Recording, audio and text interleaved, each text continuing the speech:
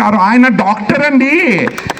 మామూలు ఇట్లా చిల్లర గుండా రాజకీయాలు కాదడా, మీరు గమనించాలా. ఇట్లా ఇది కాదు, డాక్టర్ ఆయనకు ప్రజా సమస్యలు తెలుసు. ఎండకి ఇక్కడ నిలబడి వీళ్ళు మాట్లాడుతున్నారా అంటే కేవలం అది మన సంక్షేమం కోసమని మీరు గుర్తించాలి.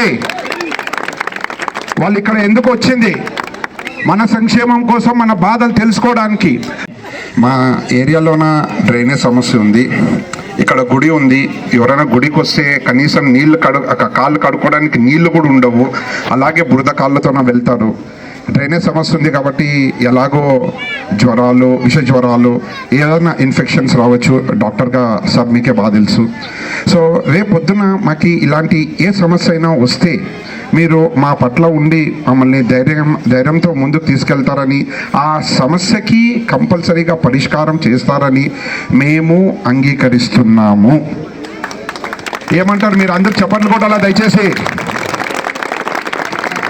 ఇంత ఎండకి ఇక్కడ నిలబడి వీళ్ళు మాట్లాడుతున్నారా అంటే కేవలం అది మన సంక్షేమం కోసమని మీరు గుర్తించాలి.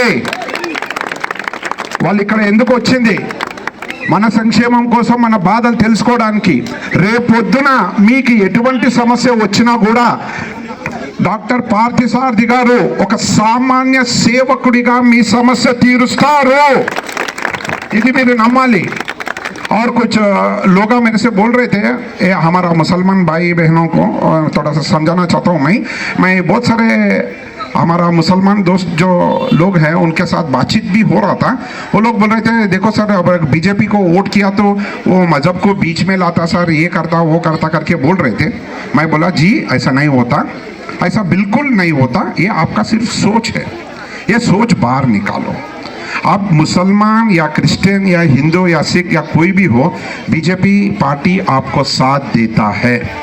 और हमारा चंद्रबाबू नायडू सीएम बनने के बाद आपका जिंदगी में देखो कितना कितना बदलाव आ जाएगा. अभी सर मैं आपसे एक विनती करता हूँ, इधर हमारा एरिया में ड्रेनेज प्रॉब्लम है सर. बिना कोई घर को टच किए आप कैसे भी उस प्रॉब्लम को सॉल्व कीजिए सर, प्लीज़. ये हमारा रिक्वेस्ट है सर सब लोगों से. और कभी भी हमारा एरिया में से कोई भी आपका एमएलए बन जाता, छोड़ो वो अलग बात है, आप तो एमएलए है ही हमारे दिल में. आप बन जाने के बाद कोई भी हमारे इलाके को मोहल्ले में से ఎవరైనా కానీ ఒక్కరు వచ్చినా సార్ ఈ సమస్య ఉందని మీరు దయచేసి హృదయపూర్వకంగా స్పందించండి సార్. అది తీరుతుందో లేదో మీరు ఒక్క మాట నేను తీరుస్తాను అని అంటే మా అభిమానం ఒక ఎవరెస్ట్ శిఖరం లాగా అయిపోతుంది సార్ మీ పట్ల.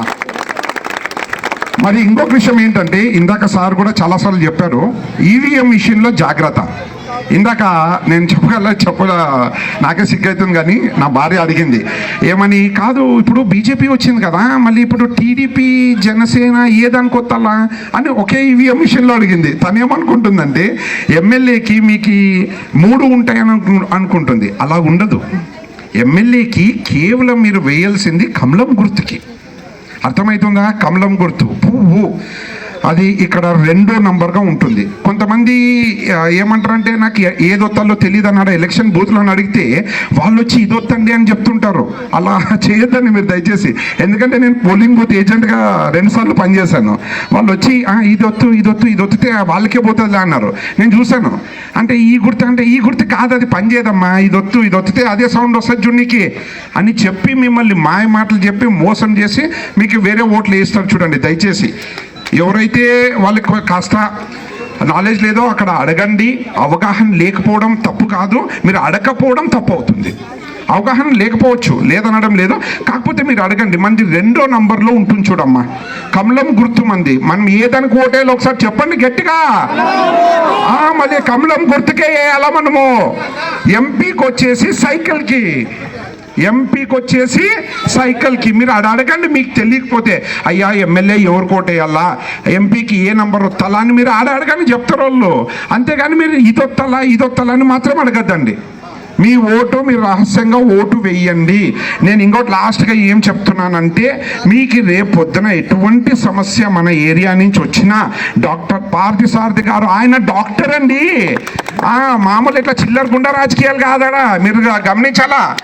ఇట్లా ఇది కాదు, డాక్టర్ ఆయనకు ప్రజా సమస్యలు తెలుసు. ఎవరన్నా రోగము ఏమన్నా వస్తే కూడా ఆయన చూసుకుంటారు. దయచేసి మనకు కావాల్సింది రెండే మెయిన్, మిగతావన్నీ ప్రభుత్వం అమలు చేస్తుందని భూపాలన్న గారు చెప్పారు, డాక్టర్ సార్ కూడా చెప్పారు. మనకు కావాల్సింది ఇప్పుడు రెండు, ఒకటి విద్య, ఇంకోటి వైద్యం. మనకి ఏదైనా సమస్య వస్తే డ్రైనేజ్ సమస్య తీరుస్తానని కూడా చెప్పారు. రేపు పొద్దున ఇది కాకోకున్నట్లుగా మీకు ఏదన్నా వస్తే అన్నగారిని దయచేసి సంప్రదించండి. ఆయన మీకు ఎటువంటి సమస్య లేకోకున్నట్లుగా, ఎటువంటి ఇబ్బంది లేకోకున్నట్లుగా ఆయన మీ సమస్యని తీరుస్తారు. ఇంకొక విషయం, మీరు పోయి ఉంటారు మన ఎమ్మెల్యే సార్ గారి ఇంటికి పోయి, నేనే చాలాసార్లు పోయినానులేండి, ఎందుకు వేరే వాళ్ళ గురించి. నేను ఒకటే ఏం రా నువ్వు నీ ఒక్క ఓటుతోనే గెలిచాను, ఏం రా నేను ఫో చూసాంలో ఇది ఇట్లా ఉండకూడదు.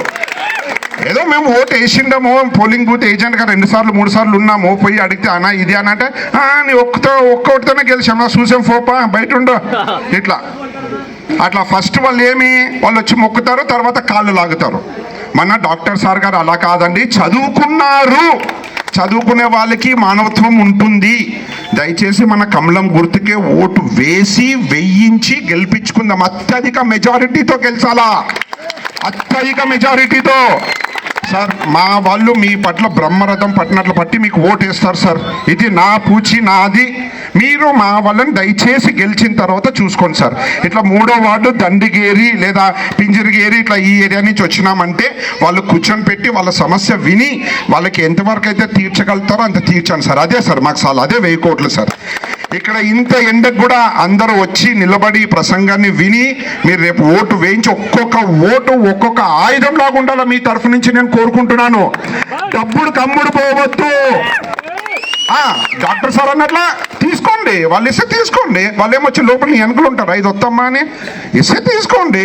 మీ అభిమానం మీ మనసులోన ఒక్కసారి మార్పుకు మీరు అడుగేశారంటే మీ బతుకులన్నీ మారిపోతాయి. దయచేసి ఇది గమనించగలరు. సో ఇంకా నేను ఎక్కువ మాట్లాడలేను, ఎందుకంటే చాలా ఎండ కూడా తీవ్రత ఎక్కువ ఉంది. దయచేసి ఇక్కడ వచ్చినటువంటి ప్రతి ఒక్కరికి పాదాభివందనం. మీరు ఇలాగే బ్రహ్మరథం పడుతూ మా పార్టీని ఓటు వేసి వెయ్యించి గెలిపించాలి. గుర్తుంది కదా, నంబర్ 2 కమలం ఎమ్మెల్యేకి, ఎంపీకి అయితే సైకిల్.